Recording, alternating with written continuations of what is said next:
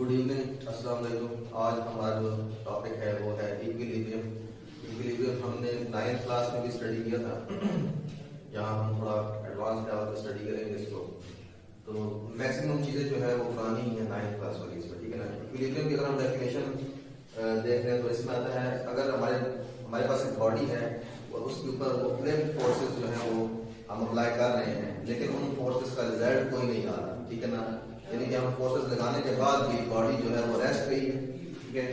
या अगर body uniform velocity से मूव कर रही है तो वो यूनिफॉर्म वेलोसिटी से ही मूव करती रहेगी, हमारी फोर्सेस से उसके ऊपर कोई असर नहीं पड़ेगा। तो ऐसी बॉडी को हम क्या देते हैं, ऐसी बॉडी जो है वो हमारे पास इक्विलिब्रियम कंडीशन में। इसमें जी इक्विलिब्रियम कंडीशन में if a body under the action of different forces is at rest और हैव यूनिफॉर्म वेलोसिटी और moving with uniform velocity, it is said to be in equilibrium. यानी कि बॉडी जो है वो इक्विलिब्रियम में ही रहेगी। यानी कि अगर आप फोर्स लगा रहे हैं, ठीक है, तो आपने देखा होगा कि न्यूटन सेकंड लॉ जो है F इक्वल टू ma, वो क्या कहता है कि जब आप किसी बॉडी में फोर्स लगाते हैं तो उस बॉडी में एक्सेलरेशन पैदा होता है। क्या होता है जी? एक्सेलरेशन तभी पैदा होता है जब आपकी वेलोसिटी जो है वो चेंज होती है, जब आपकी वेलोसिटी चेंज होती है टाइम के लिहाज से, ठीक है। यही आपने डेफिनेशन पढ़ी ना एक्सप्रेशन की, ठीक है।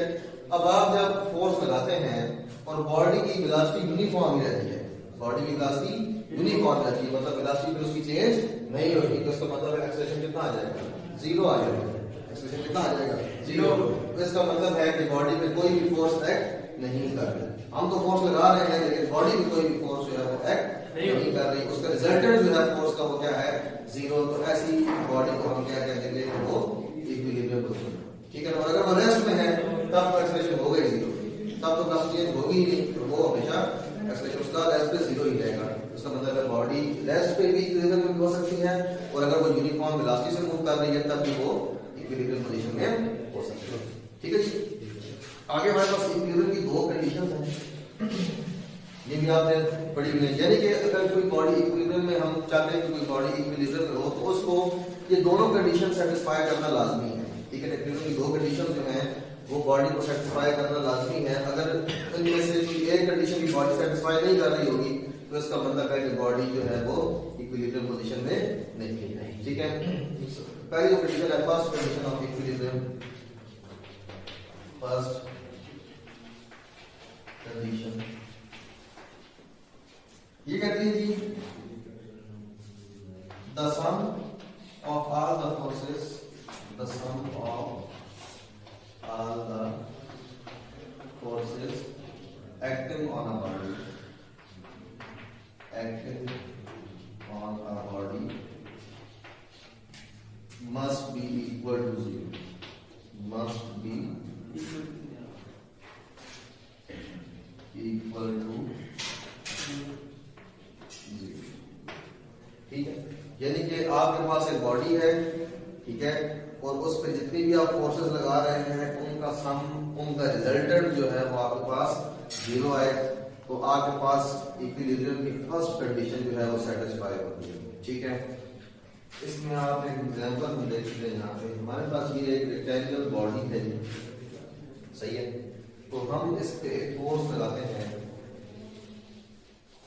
F1, क्या जी? F1।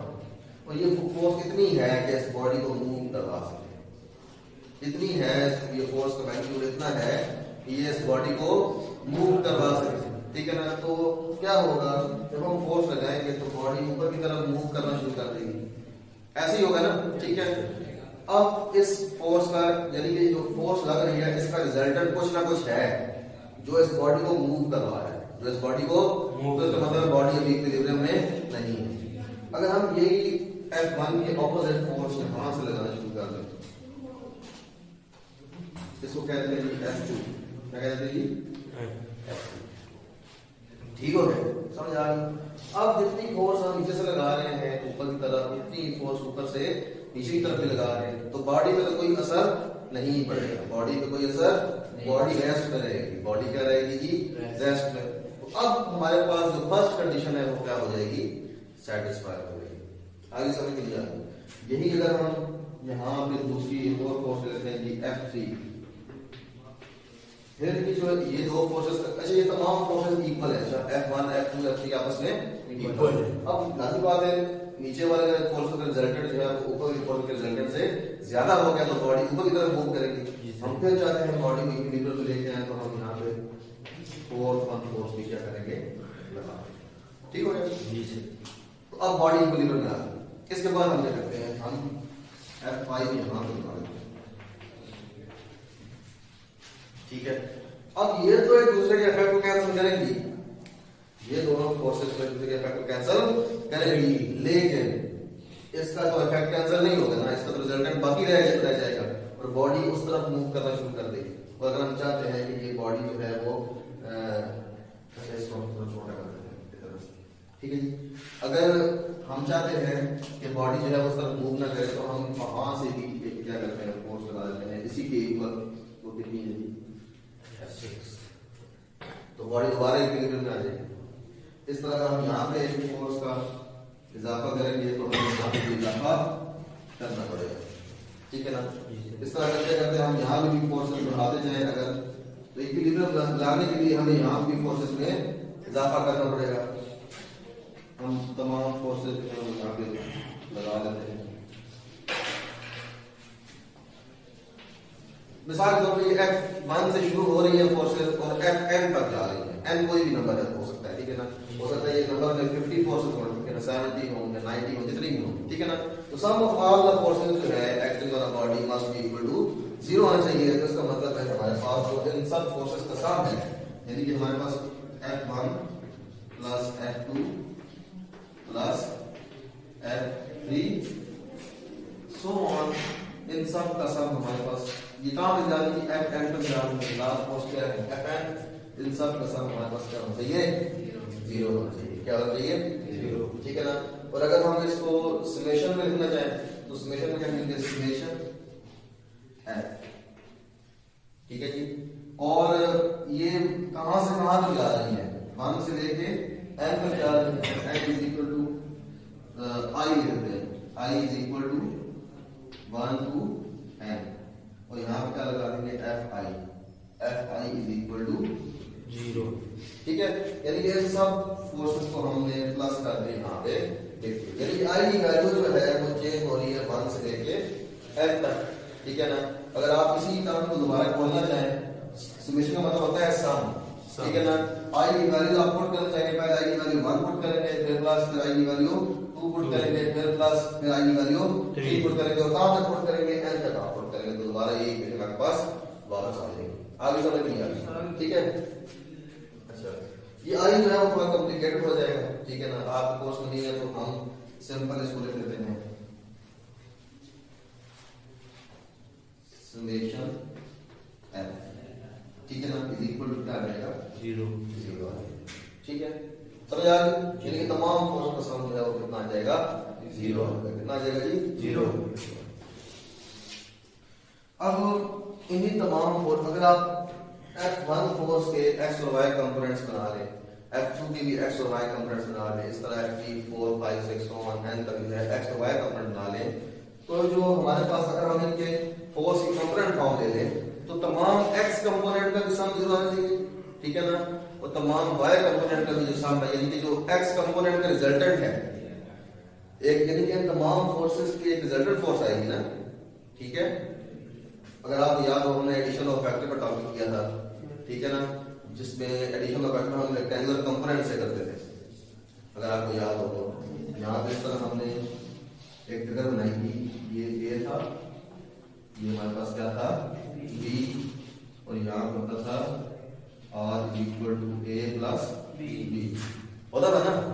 तो ये जो R का जो x कंपोनेंट था उसकी इक्वेशन क्या थी, Rx is equal to AX plus BX, यानी कि A का भी x कंपोनेंट और B का भी x कंपोनेंट हम जब जमा करते थे तो आता था रिजल्टेंट का x कंपोनेंट, समझ आ गई ना, R का x कंपोनेंट। तो इस तरह से यहाँ से RY आता था, वो हमारे पास क्या आता था, जब हम तमाम वेक्टर के y कंपोनेंट्स को जमा करते थे तो हमारे पास आता था रिजल्टेंट का y कंपोनेंट। इसी तरह जो फोर्स है हमारे पास, इन तमाम फोर्सेस का जो रिजल्टेंट फोर्स होगा जो रिजल्टेंट फोर्स होगा उसका एक्स कंपोनेंट वो किसके इक्वल होगा? इन तमाम फोर्सेस के एक्स कंपोनेंट, इन तमाम फोर्सेस के एक्स कंपोनेंट के सम के, ठीक है ना? तो यानी कि फॉर एक्स कंपोनेंट हमारे पास इक्वेशन क्या बन जाएगी? फॉर एक्स कंपोनेंट्स, इन तमाम फोर्सेस के एक्स कंपोनेंट आप ले लें, वो आपके पास क्या आ जाएंगे? F1x F2x प्लस F3x, यही आएगा ना? ठीक है, और सो ऑन करते करते आपके पास आ जाएगा Fnx, ठीक है ना? और इनका सम भी आपके पास क्या आना चाहिए? 0। कितना आना चाहिए? 0। अगर आप इसको सिंपल फॉर्म में लिखते तो Fx इज इक्वल टू कितना आना चाहिए? 0। ठीक हो गया? इस तरह y कंपोनेंट से हम लिखेंगे फॉर y कंपोनेंट्स, हमारे पास y कंपोनेंट पे इनका सम आएगा 0, F1y plus F2y plus F3y plus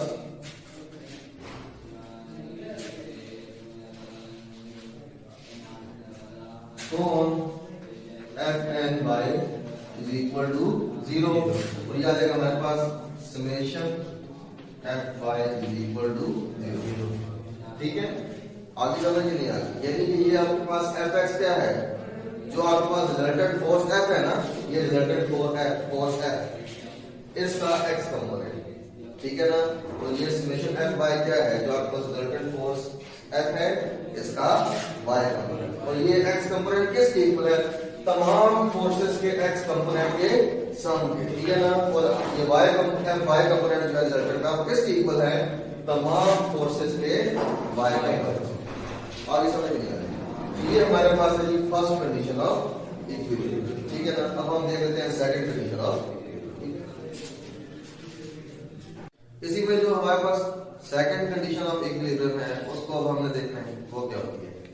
हम कोई पुरानी एग्जांपल लेते हैं, हमने ब्लॉक दिया था, ठीक है? तो मैंने आपको बताया था हम एक फोर्स जब लगाते हैं इस पे किसी की तरफ से, मिसाल के तौर पर आसमान से लगाते हैं, ठीक है? तो ये बॉडी ऊपर की तरफ मूव करेगी। अच्छा, अब हम इस फोर्स की जो पोजीशन है उसको चेंज कर लेते हैं थोड़ा, ठीक है? हम क्या करते हैं, हम F1 लगाते हैं इस तरफ से, ठीक है? तो बॉडी किस तरफ मूव करेगी? इस तरफ मूव करेगी ना, मतलब ये इस तरफ थोड़ा घूम सा जाएगा, समझ आ गई? और अगर हम इसको बैलेंस करते हैं और F2 को यहाँ पे लगाते हैं, फिर तो बॉडी ने मूव नहीं करना, फिर तो बॉडी ने मूव नहीं करना। अगर दोनों बराबर फोर्सेस हैं तो फिर तो बॉडी ने मूव नहीं करना, लेकिन यही फोर्स हम लगा देते हैं जी यहाँ। आगे समझ नहीं आएगी? तो फिर आप देखें अब बॉडी मूव करेगी कि नहीं करेगी? करेगी ना। ये कोना जो है वो इस तरह रोटेट कर जाएगा, समझ आ गई? और ये वाला इस तरह रोटेट कर जाएगा। अभी भी तो वही कंडीशन है, फोर्सेस तो दो ही लग रही है, समझ आ गई? लेकिन बॉडी इक्विलिब्रियम में नहीं आ रही, क्योंकि ना बॉडी रेस्ट में आ रही है ना यूनिफॉर्म वेलोसिटी में आ रही है, समझ आ गई ना? तो इसका मतलब है कि point of action of force को चेंज करने से हमारी इक्विलिब्रियम कंडीशन जो है वो चेंज हो रही है। तो इसका मतलब एक और कंडीशन भी चाहिए बॉडी को इक्विलिब्रियम में लाने के लिए, तो वो हमारे पास आता है कि sum of all the torque acting on the body must be equal to 0, ठीक है जी? क्योंकि ये देखिए फोर्सेस जो है ये रोटेशनल इफेक्ट पैदा कर रही है ना, ये फोर्सेस जो है बॉडी के अंदर टर्निंग इफेक्ट पैदा कर रही है। क्या पैदा कर रही है? बॉडी को टर्न कर रही है, रोटेशनल इफेक्ट पैदा कर रही है। तो पिछले टॉपिक में हमने टॉर्क पढ़ा था, तो क्या पढ़ा था कि जो रोटेशनल इफेक्ट होता है फोर्स का या टर्निंग इफेक्ट होता है फोर्स का, सब क्या कहते हैं? टॉर्क कहते हैं। तो इसका मतलब है कि बॉडी में टॉर्क भी प्रोड्यूस नहीं होना चाहिए अगर बॉडी को हमने इक्विलिब्रियम में रखना है। तो the sum of all the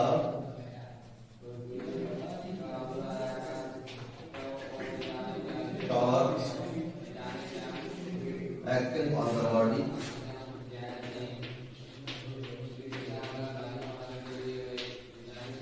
must be equal to 0, must be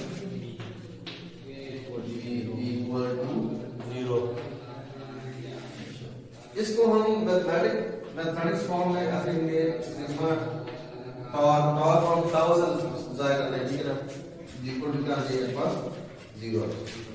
आगे समझ के चलिए। ये तो देखिए बॉडी में ये तो अभी टॉर्क प्रोड्यूस होगा ना इस तरह, तो ये आपके पास क्लॉकवाइज टॉर्क बन जाएगा, है ना। अगर ये फोर्सेस एक फोर्स लग रही हो इस तरफ, इसकी सीध में ना हो, ठीक है ना, और एक फोर्स लग रही हो इस तरह, तो ये टॉर्क जो है वो इस तरह प्रोड्यूस होगा, है ना जी, मतलब एंटी क्लॉकवाइज प्रोड्यूस होगा। यानी कि टॉर्क भी दो तरह के होते हैं ना, ठीक है, यानी कि एक होता है क्लॉकवाइज टॉर्क, ठीक है ना, जो कि आमतौर पर नट को जो है ना वो टाइट करने के लिए हम यूज करते हैं, ठीक है ना। नट को जब हम स्क्रू से घुमा देते हैं ना, टाइट करना होता है तो हम उसको क्लॉकवाइज घुमाते हैं, ठीक है, समझ आ गई। तो एक होता है एंटी क्लॉकवाइज टॉर्क, वो कौन सा होता है, वो हम नट को जो है उस स्क्रू से लूज करने के लिए या खोलने के लिए जो है वो हम इस्तेमाल करते हैं। तो इसका मतलब है हमारा जो टॉर्क सिग्मा टॉर्क जो क्लॉकवाइज है, सिग्मा टॉर्क यानी कि टॉर्क जितने भी क्लॉकवाइज टॉर्क हैं उन सब का सम, ठीक है, और जितने भी हमारे पास एंटी क्लॉकवाइज टॉर्क है, कौन से जी, एंटी क्लॉकवाइज टॉर्क है, उनका सम जो है वो हमारे पास किसके इक्वल होना चाहिए, 0। तमाम क्लॉकवाइज टॉर्क का सम और तमाम एंटी क्लॉकवाइज टॉर्क का सम, और फिर इन दोनों का सम जो है वो हमारे पास क्या होना चाहिए, 0 के। तो हमारे पास सेकंड कंडीशन जो है वो सेटिस्फाई हो जाएगी। और बॉडी अगर आपने इक्विलिब्रियम में लेके आनी है तो ये दोनों, पहली कंडीशन भी जो कि हमारे पास क्या थी, इस तरह थी ना, वो sigma F is equal to 0, है ना जी, या उसकी इक्वेशन क्या थी, sigma F x is equal to 0 और sigma F y equal to 0। ये हमारे पास क्या थी जी, फर्स्ट कंडीशन, ठीक है। ये हमारे पास क्या है जी, सेकंड कंडीशन। तो यानी कि अगर आपने बॉडी को इक्विलिब्रियम में लेके आना है तो ये दोनों कंडीशन सेटिस्फाई होगी तो बॉडी इक्विलिब्रियम में होगी। अगर इन दोनों में से एक भी सेटिस्फाई नहीं है, एक सेटिस्फाई होती है दूसरी नहीं है, दूसरी सेटिस्फाई होती है पहली नहीं है, तो आपके पास जो है बॉडी इक्विलिब्रियम में नहीं होगी, बॉडी इक्विलिब्रियम में उस वक्त आपके पास नहीं होगी, ठीक है ना। अब इसमें एक छोटा सा पॉइंट उसको भी हम देख लेते हैं।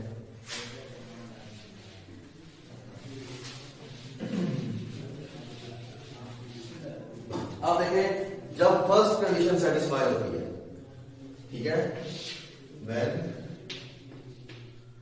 फर्स्ट कंडीशन इज सेटिस्फाइड, ठीक है, जब पहली कंडीशन सेटिस्फाई होती है तो हमारे पास sigma F is equal to आता है 0। तो देखिए F हमारे पास न्यूटन के सेकंड लॉ में किस इक्वल है, F is equal to ma।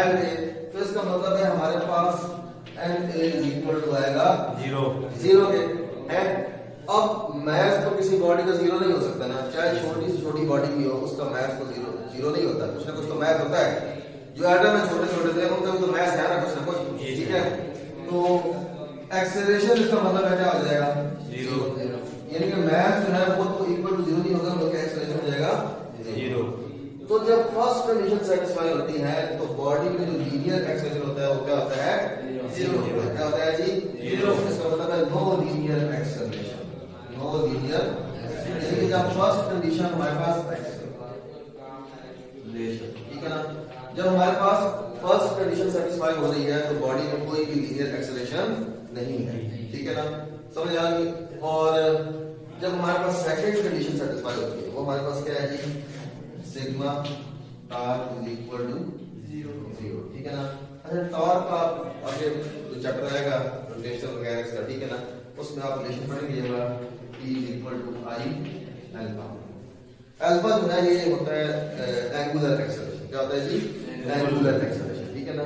तो इसका मतलब है आपके पास जो I अल्फा है वो आ जाएगा 0, क्या आ जाएगा 0 के। तो इसका मतलब है ये जो I है ना ये होता है मूवमेंट ऑफ एनर्जी, क्या होता है मूवमेंट ऑफ एनर्जी। आप ऐसे ही ध्यान में रख लें क्योंकि आगे ये फिफ्थ चैप्टर में आप ये बातें आएंगी, ठीक है ना। I जो है हमारे पास है मूवमेंट ऑफ एनर्जी, ये तो 0 नहीं होता, ये 0 नहीं होता। 0 क्या होता है हमारे पास, 0 हमारे होता है एंगुलर एक्सेलरेशन, ठीक है, तो इसका मतलब है जब सेकंड कंडीशन सेटिस्फाई हो जाएगी तो हमारे पास no angular acceleration in the body, no angular acceleration. ठीक है, जब फर्स्ट कंडीशन सेटिस्फाई होगी, ठीक है, तो हमारे पास लीनियर एक्सेलरेशन जो है वो क्या होगा, जीरो। ठीक है ना, जब सेकंड कंडीशन सेटिस्फाई होगी तो हमारे पास एंगुलर एक्सेलरेशन जो है वो क्या होगा, जीरो। ठीक है ना, इसमें एक और बात भी लिखी है नोट में आके कि बॉडी जो है, बॉडी अगर रेस्ट पे है, if a body is at rest, body अगर क्या है जी, रेस्ट पे और वो इक्विलिब्रियम है, ठीक है ना, तो एंड इन इक्विलिब्रियम क्या है जी, इक्विलिब्रियम में भी है, तो वो जो उसकी इक्विलिब्रियम कंडीशन है वो होगी स्टैटिक इक्विलिब्रियम। क्या होगी, स्टैटिक इक्विलिब्रियम। यानी कि अगर बॉडी जो है वो रेस्ट पे है और उस पे इक्विलिब्रियम की दोनों कंडीशन जो है वो सेटिस्फाई हो रही है, तो इसका मतलब है बॉडी की जो इक्विलिब्रियम की हालत होगी या कंडीशन होगी वो होगी स्टैटिक इक्विलिब्रियम। ठीक है ना, बॉडी की इक्विलिब्रियम की पोजीशन क्या होगी, स्टैटिक इक्विलिब्रियम होगी। ठीक है ना, ये इक्विलिब्रियम की टाइप है। ठीक है ना, यानी कि बॉडी, अगर हमने कहा था ना कि बॉडी यूनिफॉर्म में इक्विलिब्रियम में दो हालतों में हो सकती है, एक या तो वो रेस्ट में हो सकती है या तो यूनिफॉर्म वेलोसिटी से मूव कर रही होगी तब हो सकती है। ठीक है, तो अगर बॉडी रेस्ट पे है और इक्विलिब्रियम में है तो उसकी इक्विलिब्रियम कंडीशन क्या होगी, सॉरी जो हालत होगी, कंडीशन होगी वो क्या होगी, स्टैटिक इक्विलिब्रियम होगी। ठीक है ना, और यही बॉडी अगर आपके पास if a body is moving with uniform velocity,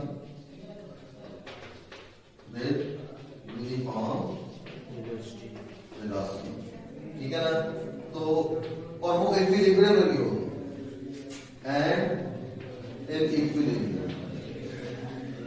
यानी कि हमारे पास बॉडी जो है वो यूनिफॉर्म वेलोसिटी से मूव कर रही है और इक्विलिब्रियम में भी है, तो उस वक्त उसकी इक्विलिब्रियम की हालत होगी वो होगी डायनामिक इक्विलिब्रियम। ये इक्विलिब्रियम की जो टाइप होगी उसकी क्या होगी, डायनामिक इक्विलिब्रियम। यानी कि बॉडी का रेस्ट पे है और इक्विलिब्रियम में है, तो इक्विलिब्रियम की टाइप कौन सी होगी, स्टैटिक इक्विलिब्रियम। ठीक है ना, और अगर बॉडी जो है वो यूनिफॉर्म वेलोसिटी से मूव कर रही है, यूनिफॉर्म वेलोसिटी से मूव कर रही है और वो इक्विलिब्रियम में है, तो उसकी टाइप इक्विलिब्रियम की टाइप क्या होगी, डायनामिक इक्विलिब्रियम होगी। ठीक हो गया।